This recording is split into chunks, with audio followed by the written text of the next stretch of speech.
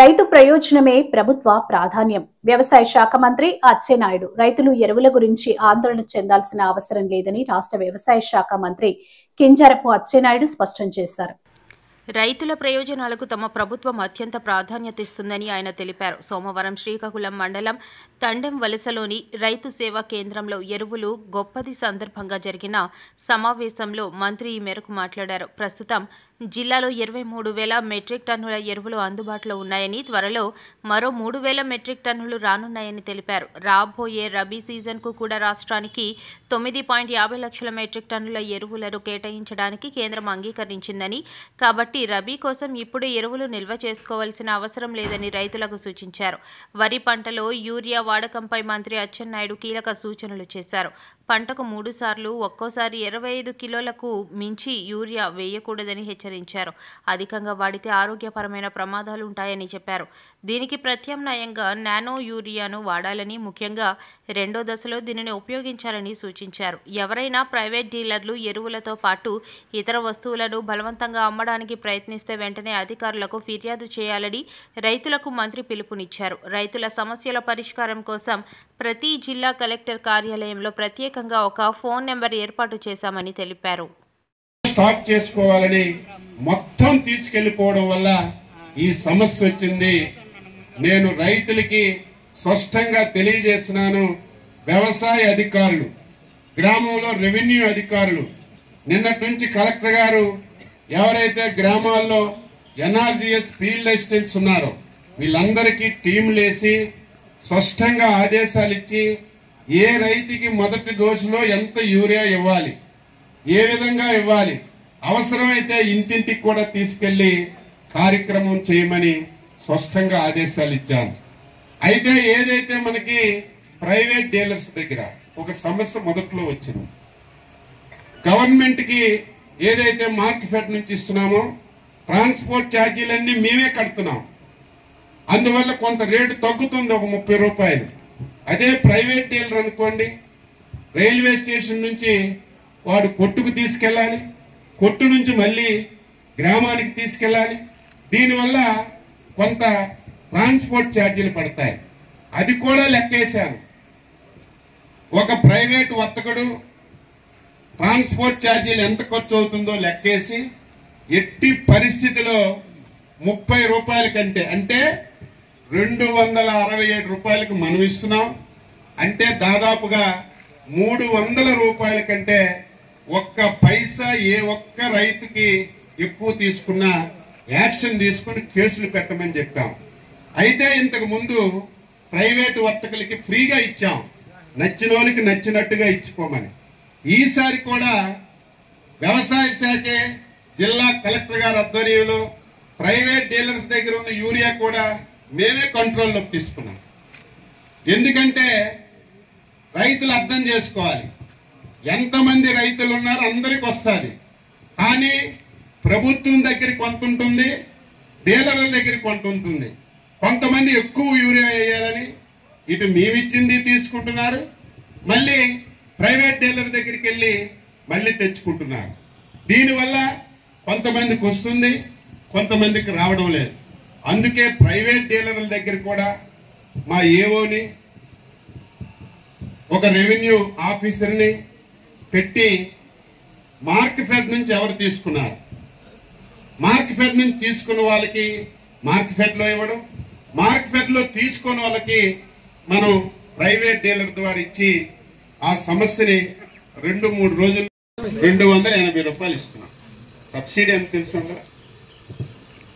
ఒక బస్తా యూరియాకి ప్రభుత్వం ఇస్తున్న సబ్సిడీ తెలుసా? 2,350 రూపాయలు సబ్సిడీ ఇస్తున్నాం. ఒక బస్తా 45 కేజీల బస్తా మీరు 2,800 కొంటే, 2,280 కొంటే అందులో 2,100 రూపాయలు ప్రభుత్వమే గవర్నమెంట్ ద్వారా సబ్సిడీ ఇస్తుంది. అంటే ఎంత సబ్సిడీ చూడండి. దీనివల్ల ఏమైనా ఉపయోగం ఉందంటే దీన్ని శాస్త్రోక్తంగా ఉపయోగించుకుంటే ఉపయోగం. ఇది కూడా మీరందరూ అర్థం చేసుకోవాలి. జిల్లాలో ప్రతి ఒక్కరికి స్పష్టంగా టీంలన్నీ మీ దగ్గరికి వస్తున్నాయి, పాంప్లెట్ ఇస్తున్నాం.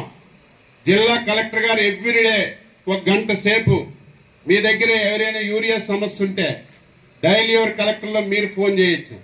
లేకపోతే 24 గంటలు రౌండ్ ది క్లాక్ కలెక్టరేట్ లో ఒక సెల్ పెట్టాం. నెంబర్ కూడా మీకు ఇస్తున్నాం. మీరు చెప్తే మేమేమి పక్కన పడేం. పలానా ఊర్లో పలానా రైతు సమస్య చెప్తే వెంటనే మా అగ్రికల్చర్ ఆఫీసర్ వస్తాడు.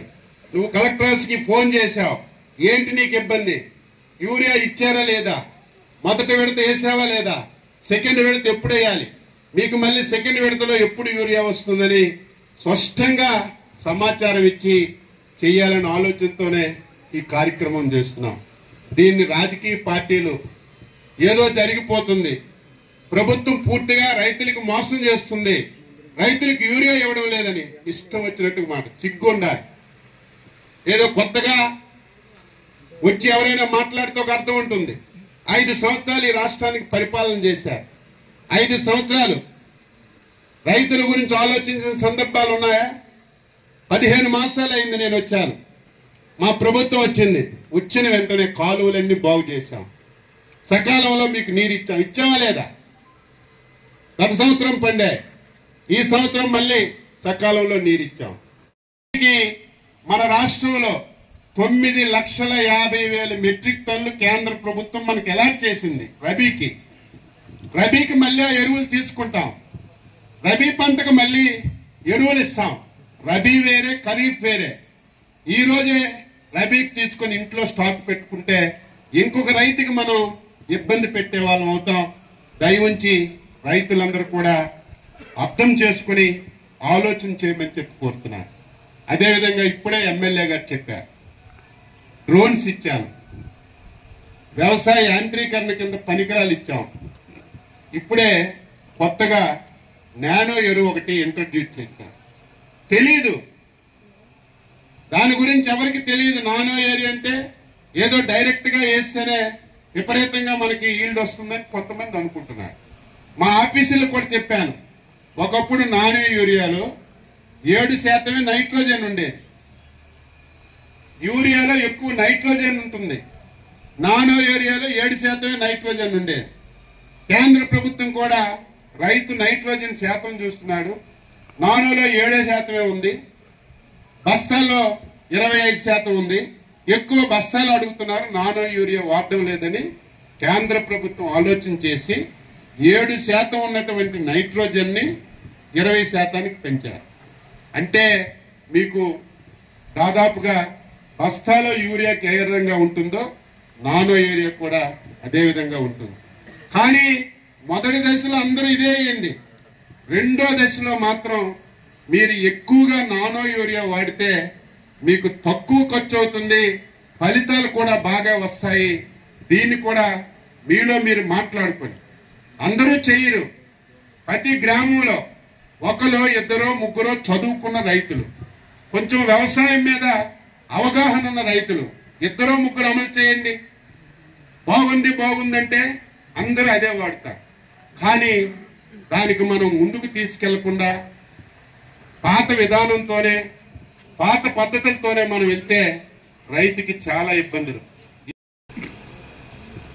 తండేవలస రైతు సేవా కేంద్రం ఉంది. ఓకే, మీ ఊరికి నేను 300 బస్తాలు ఇచ్చాను. 300 బస్తాలు సర్దాలంటే కనీసం చిన్న క్యూ లేకపోతే ఎలాగ సొత్తుంది చెప్పండి?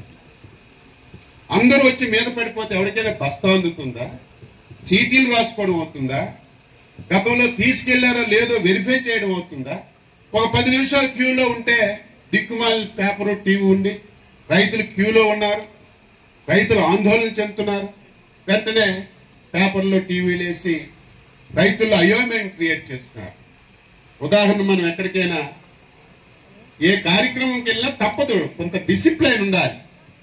ఇచ్చిన వాళ్ళకి ఇస్తున్నావా లేదా, రైతు సేవా కేంద్రానికి వచ్చిన రైతుకి ఎరువు ఇస్తున్నామా లేదా ఆలోచన చేయాలి. దీన్ని ఒక పెద్ద ప్యానిక్ గా మార్చి రైతుకి ఎరువు అందలేదని ఒక ప్రయత్నం చేయాలని ప్రయత్నం చేస్తున్నారు. ప్రభుత్వం ఎప్పుడూ లేదు. 3 రోజుల నుంచి జిల్లా కలెక్టర్లు, ఆర్డీఓలు, వ్యవసాయ శాఖ అధికారులు ప్రతి రైతు సేవా కేంద్రంకి వెళ్తున్నాం. మీకు ఎరువులు కావాలా అడుగుతున్నారు. కానీ ఎంతమంది అడుగుతున్నారు? అడిగిన వాళ్ళు కూడా రెండో డోసుకో మూడో డోసుకో అడుగుతున్నారు కాబట్టి మొదటి డోసులో ఎక్కడ సమస్య లేదు. మళ్ళీ స్పష్టంగా ఆదేశాలు ఇస్తున్నాం.